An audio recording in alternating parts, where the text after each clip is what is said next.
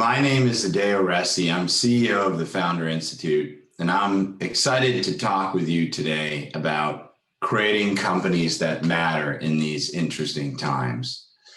For a quick background on me, an introduction, I've been an entrepreneur for 26 years, spent a lot of time of those 26 years in New York City, and I've actually built in the first half of my career, 2 separate billion-dollar companies. And then in the second half of my career, I've been focusing on making the entrepreneurial journey easier for people who are creating companies all around the world and for investors that are backing those companies all around the world. 2020 has been an interesting year for all of us. We've been struck with a series of natural disasters and a pandemic that has really changed the face of industry and changed humanity forever. Things that we once saw as insurmountable challenges to the future of our health and well-being, such as the oil industry, have been brought to their knees by the changes that are happening in the world. And this has created enormous unparalleled opportunities for entrepreneurs all around the world. In the past, if you wanted to go and disrupt a major industry like oil, it might have taken you months and years to get something even basic off the ground. Today, with all the changes that are happening at a rapid pace, the same entrepreneur with the same vision can launch something and change the world in a matter of days and weeks. We are seeing this happen every day that goes by. Some of the largest tech IPOs in history have occurred just recently because of so much transformation that is happening in the world. So whether you are an entrepreneur with an idea or an investor looking to support that entrepreneur, right now is one of the best times in history to start a business. And not just any business, it's one of the best times in history to start a business that matters. And I want to talk a little bit about that today. Starting businesses that matter and funding businesses that matter. So I think it's clear that businesses that matter are where the future is. But if it's not, look around and it will become clear quickly. All industries of humanity are changing. And I speak with a number of successful entrepreneurs about this concept of signals from the universe and manifesting. So if you look around at the world today, we're getting fairly clear signals that the path humanity has been on is wrong. We're getting these signals from the massive wildfires in California that are destroying industries left and right. We're getting these signals from the pandemic that has disrupted industries all around the world from travel onward. And all these things are telling us that what we have been doing to date is not healthy for the planet. It's not healthy for ourselves, and it's not a viable way forward for humanity. So the definition in the simplest form of an impact business is something that's taking humanity on a brighter path with a more beautiful future at the outcome, creating new opportunities for us to shine and release our beauty into the world. So let's get a little bit more specific about what an impact company is. And then let's talk a little bit about how to fund them, and hopefully that will lead you and inspire you to do some amazing things. So we have taken an effort to think about defining what an impact company is. And thankfully, there's a body, an organization that has done an enormous amount of work in this already called the United Nations Sustainable Development Goals by the United Nations. But these goals are impressive. There's 17 of them, and they cover everything from poverty, food, health, equality, all the way through to regeneration of land and regeneration of our oceans. If you look at these 17 goals, I don't think that anyone in their right mind can argue that they are a great roadmap for humanity, and they are designed to be completed by 2030. The problem, however, is that they're really designed to be completed on a macro scale by governments, by large companies and the like. You as an entrepreneur might look at the goals and say, hey, I believe in no poverty. I believe in gender equality, but how do I translate these, abstract government or societal level constructs into something that matters to me, right? So it's a great roadmap and it's an inspirational roadmap, but it doesn't necessarily translate right into something that an entrepreneur or an investor can use today. So what we've done at the Founder Institute, which is an organization that I run, we've taken the time and we've mapped all 169 sub-goals of the 17 main goals into startup-focused KPIs, or key performance indicators, things that you can measure. We call these impact KPIs or IKPIs. So now, if you are interested in starting an impact company, starting a company that's working on something that matters, we have a roadmap for you, and it works as follows. First, look at the 17 UN Sustainable Development Goals and align your mission or vision with one or more of those big picture goals. And there's 17, I promise most of you will probably align with one, even if you're not an impact company. Next, you go through and say, which of these IKPIs is most compelling to me, right? And you can choose an IKPI that fits what you're doing, especially it should be easy to do if you're an impact company. And we publish this document at fi.co/declaration, fi.co/declaration, where you can see all these IKPIs, but you also have the ability to add and or change them. So if you see an IKPI that you like, but it doesn't quite match what you think is important, you can propose your own IKPI or even alter the IKPI that's there already.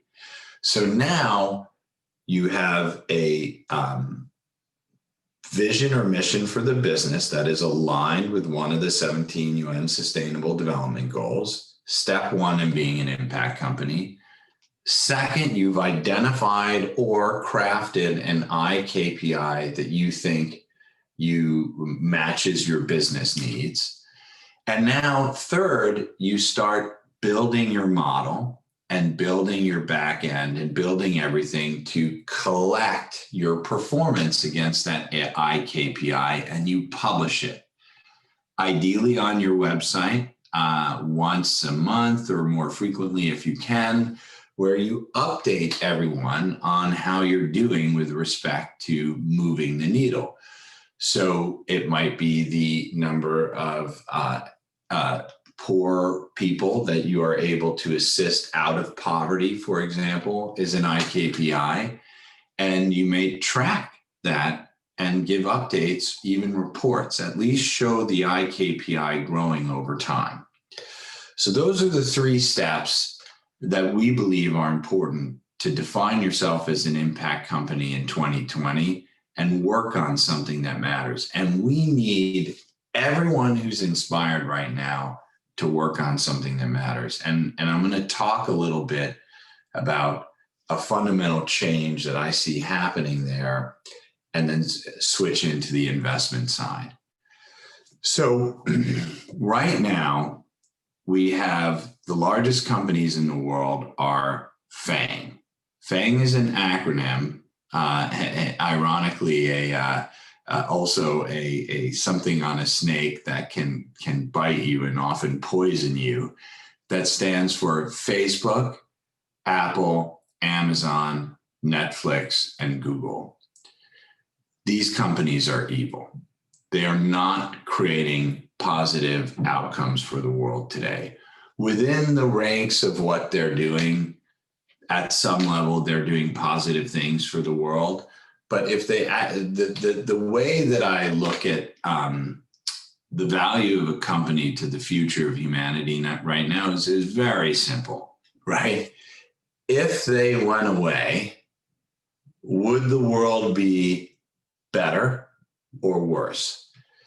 And I can safely say that with all the organizations that I just mentioned, if they went away, the world would be better.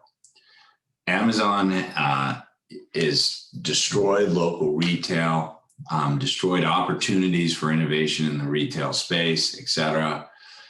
Not much different for Google and the distribution of information. Most of the major media outlets have been decimated. That's led to this plague of fake news. And I can go on and on and on. And their model of taxing the internet. In fact, most of the companies aforementioned actually do tax the internet. So why do I bring that up?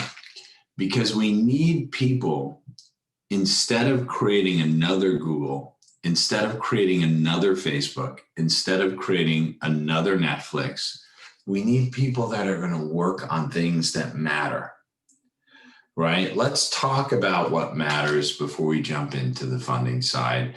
Outside of the UN Sustainable Development Goals, right? Hitting the UN Sustainable Development Goals basically takes a society that is careening off the side of the road into a ditch at high speed in a broken down car and gets us back on the road, clean car, gassed up, going forward, but not about to self-destruct.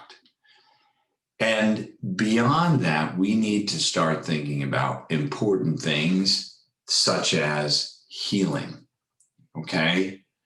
The problems that we see in the world manifest from problems that are within ourselves. And we need to start thinking about ways to help humanity heal individual and collective traumas and problems that are holding us back from reaching our potential. We need to be thinking about regeneration more broadly than the UN goals. So how do we, traditionally, in order to do something, we've engaged in a very destructive process. For example, we create jobs that no one wants to do, and people have to travel often half hour, 1 hour, up to 2-3 hours a day to get to. Then we say, okay, we need a bridge. So we go to, let's say, Australia, we strip mine out ore, we ship that ore to China, we turn that ore into steel, we ship that steel to wherever the bridge is needed, we destroy the environment around where the bridge is coming, and we fashion that steel into a bridge to nowhere, to nothing, that helps really not the person in the car going to the job they don't care about, not the environment that was destroyed around the world to make this thing happen. Frankly, I'm not sure who benefits from the existence of this bridge, but the entirety of its creation is a destructive process.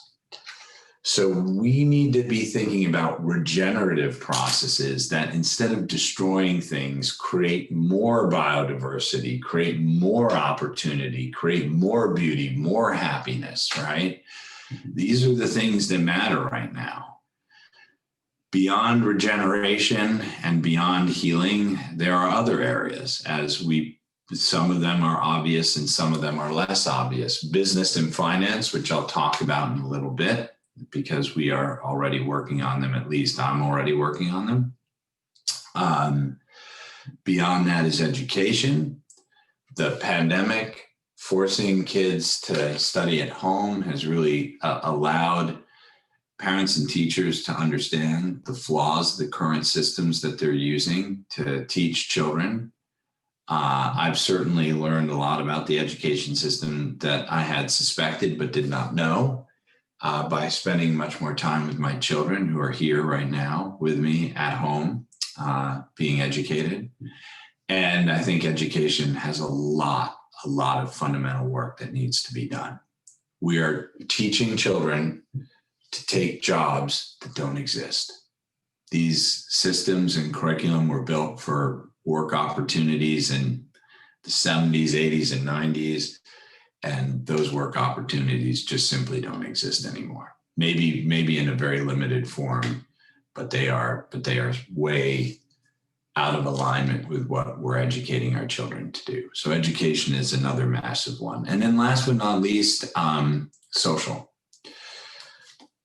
Another very interesting thing about the pandemic, at least for me, is that we had ever shortened our attention span with engaging our friends, engaging with strangers. It's just like, I'm at an event, I'm at this, I'm at a party, I meet you. It's like 5 minutes and gone. The pandemic has slowed everything down, right? It's given us opportunities to meet with people and spend time with them over sometimes hours and days. So I've been, in order to socialize, I'll take a test. My friends will take the test. Unfortunately, we're in a hot spot here in California where the infection rates are concerningly high, and they've shrunk a little bit, but still on the whole, uncomfortably high. So everyone gets tested, and then we hang out as a group for usually a weekend or something like that, maybe camping. And that gives a lot of time to meet and engage with people in a way that's going to last, right? It's not so, I met them at a party for 5 minutes. It's like I meet thousands of people a week or month or year, and in low touch, non-meaningful ways. We have an opportunity to build a world where we can meet people in high touch and very meaningful ways and stay in touch and learn about them over a period of time and gain from each other's insights and experiences. And this is profound. And so social has enormous opportunities for change as well. So again, going through, you have healing, you have regeneration, you have business, you have finance, you have education, and you have social needs for change. And they are coming because people like you and people like me are deciding to do something about the world and make it a better place and make it somewhere more beautiful for us to live. I want to talk I'll talk about finance first, and then I'll go back to the business side of what I'm working on. So I run something again called the Founder Institute, and I guess maybe I'll do business first, because talking about the Founder Institute is essentially the business side of what I'm trying to do. So for a long time, being a tech entrepreneur was a very elitist thing. You needed to have access to a computer, which not everyone had for a long time. You know, I started in the 90s, and I actually started using computers in the 80s, early 80s. So, you know, long before most people had a computer. So all these things for a long time made entrepreneurship very elitist, which is why for a long time, most of the entrepreneurs were white men, and most of the venture capitalists that funded them were also white men. With the Founder Institute, we are an idea stage accelerator. And what that means is we take someone who has an idea, and we don't care what race you are, what gender you are, what sexual preference you are, you have an idea. and you're not exactly sure how to turn that into a business. So you come to the Founder Institute, and we help you over the course of 3.5 months to turn your idea or your dream into a business. And part of the reason I was talking before about impact and the other side, which would be things that matter, is that at the Founder Institute right now, we operate in 225 cities and create a few thousand new businesses a year. And we want 80% of every company that we create to have a definition of impact or be an impact company. And so back to how on the business side that I want to have a positive effect on the world in terms of the impact side and in terms of working on things that matter. So for me, empowering a person that didn't have a chance to create something before because of their gender, their sexual preferences, their race, or whatever, even their economic circumstance, I wanted to change that, right? That to me is working on something that matters, empowering people to be the best versions of themselves. And then in terms of the impact side, in terms of the impact side, getting 80% of our portfolio to be impact companies, for me, feels like impact. And some people have asked, like, why isn't it 100%?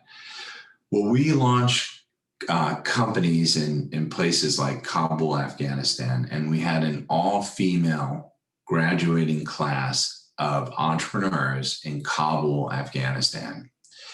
Now, those entrepreneurs were not working on what we would define as an impact business, but creating the female-led businesses in Kabul, Afghanistan, to me is impact, because it goes to the UN SDG number 5 of gender equality.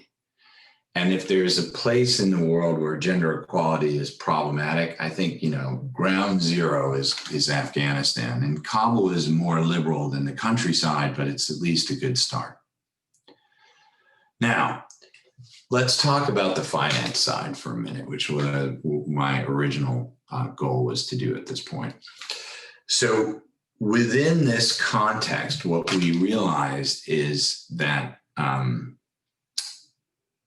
finance is very slow moving to catch up.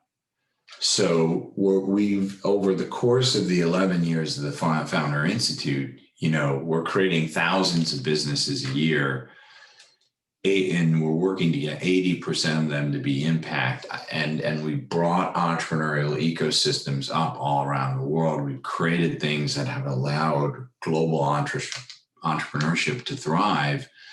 But finance is in that same period of time that the global entrepreneurship maybe moved like an 8 out of 10. Finance moved maybe not even a 1.5.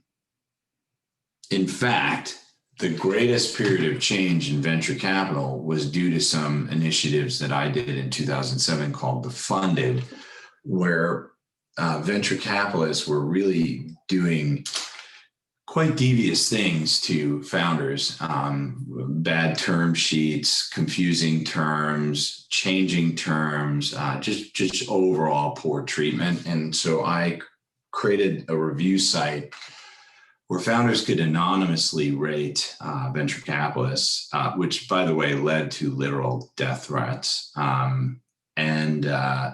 And the VC industry changed in the course of about 3 years. They stopped doing most of the bad practices. So it is possible to change finance. It's just not easy. So we're trying again. This time we released something called VC Lab through the Founder Institute. And the initiative is to create 1,000 new venture capital firms between this year and 2005. And we're doing quite well, actually. We'll probably do more. And those venture capital firms will be led by all sorts of people. So first of all, they're all around the world and they're led by all sorts of people. So we have GPs, which are general partners for these funds, whom are Black women, gay men, from Africa to South America, Europe, North America, everywhere, and every kind of person. And this is, seeing a lot more women led funds in Europe, for example, is a big deal because that's a very male-led environment right now. And these funds have to agree to an oath to join the program. And it's called the Mensarius Oath. And the Mensarius Oath is based on the Hippocratic Oath. And the Hippocratic Oath is quite interesting. I mean, if you haven't read it, I strongly recommend that you do, because doctors that treat you, in theory, agree to it. Now, similarly, we believe that finance professionals should follow an oath. So we took the Hippocratic Oath and we fashioned something called the Mensarius Oath. And the Mensarius Oath basically ensures an ethical code for finance professionals to do the right thing. And that may seem kind of obvious, right? But you could argue that many of the world's problems today are the basis of finance professionals doing the wrong thing, allowing monies to be transferred to finance terror and violence around the world, as a simple example. They know, right? They know. It's not a surprise when phony accounts are being sprung up. They know. Then they let it happen. It's got to change, So we're starting with venture because honestly, they're still not much better. They don't do bad things, but at the end of the day, most venture capitalists are in it for the money. And what I'm trying to convey in these programs and hopefully in messages like today, we need to have a bigger meaning and purpose to everything that we do if we're going to fix the rampant destruction that we've levied on this planet for the last few centuries.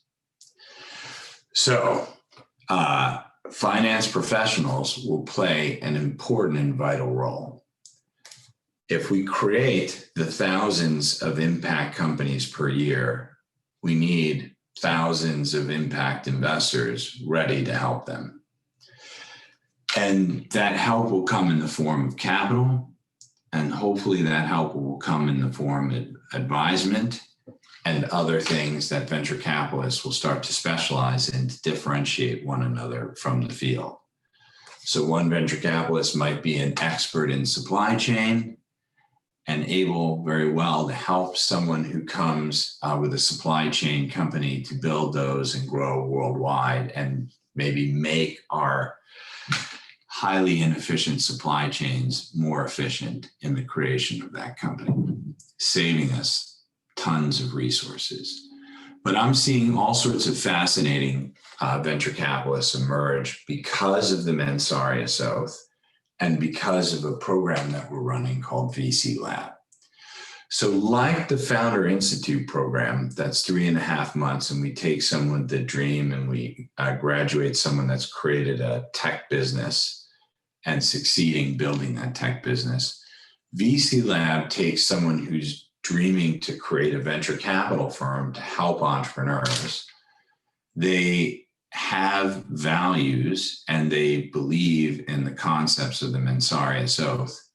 And then over the course of 4 months, we help them to build the fund using some of our best practices from other programs that we run. So far, it's been amazing. As I said, our goal is 1,000 companies 1,000 funds by 2025. Year one, we had hoped maybe 50, and then you get to 100, 200, 400, if you double every year, and you'll break 1,000 in 5 years. So far, it looks like in year one, which is 2020, we'll launch 100 funds. And the program has been so successful that a number of funds look like they're going to do a first close inside of the 4 months of the program duration, which is exceptionally fast because most of the GPs are coming to us with an idea. Some are a little bit further along, but they're starting at the idea level. And so to actually take money in as a venture capital fund in 4 to 6 months puts you in especially for a new manager, which is someone who hasn't run a fund before, this puts you in an exceptional league. So we're seeing amazing new funds emerge, and it's about time. Because if we can create the companies that are going to have a positive impact on the world and replace the damage that's been done by FANG, and we can create these funds to help those companies that are going to make the world a more beautiful place for everyone on it, then we have a shot of actually hitting the 17 UN Sustainable Development Goals by 2030. And we have a shot of building a future that we are proud of on a planet that we're happy to live on in a time when human beings take a next evolutionary step, colonize another planet, and start to build a future that we can't even dream of. So, with that said, you have a role to play. We all do. And it's your time now to think about what that role is. And I'm not saying that everyone should be an entrepreneur nor an investor. I know that those two fields probably are less than 2% of the human population. That's okay. Everyone has a role, right? And just take the time to reflect on what your role is, the impact that you want to have, and if you're working on something that matters. And, I'm here to help. So if you have, I was going to do Q&A, but it's not working for some reason. So I said, without Q&A, we're not going to fill the full time. So I'll just, easiest way is either LinkedIn or Twitter. You can also tweet at me, and I'll see what I can do to try and help, because we're all in it together. And it's not an easy journey that we're on right now. There have been times when it's been easy, but it's also been really beautiful, because as you look at things in a hard way, because everything around you has changed, it gives you an opportunity to see new things, new ways. Let's make those ways into reality. Thank you very much, everyone. Have a beautiful day. Good luck with the rest of the event.